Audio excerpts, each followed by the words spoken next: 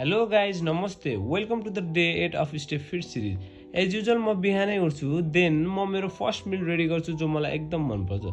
After then म निस्किन्छु जिमको लागि। आज सन्डे भएको हुनाले जिम एकदम प्याक थियो, एकदम सफोकेटेड फिल भइरहेको थियो। मेरो पिटी क्लास पनि सकिन्छ अनि क्राउड पनि ओभर हुन्छ। आज चाहिँ मेरो चेस्ट र सोल्डर डे हो, सो म फर्स्टमा मल्टिफङ्सनल मेसिनमा इन्क्लाइन प्रेसको 3 सेट्स गर्छु। त्यस पछाडि सोल्डरको लागि सोल्डर डम्बेल प्रेसको 3 सेट्स गरेपछि मेसिन चेस्ट प्रेसको 3 सेट्स गर्छु, त्यो पनि टिल फेलियर। त्यस पछाडि केबलमा साइड लेटरल रेज गरेर सक्छु अनि लोवर चेस्टको लागि high to low cable fly गरे पछाडि एट द एन्ड डम्बलमा साइड लेटरल रेज गर्छु। यति गरे पछाडि आजको मेरो वर्कआउट सकिन्छ। यो मेरो करेन्ट बडी कन्डिसन। अलिअलि गर्दा मेरो फिजिक्समा धेरै इम्प्रुभहरू भइरहेको छ।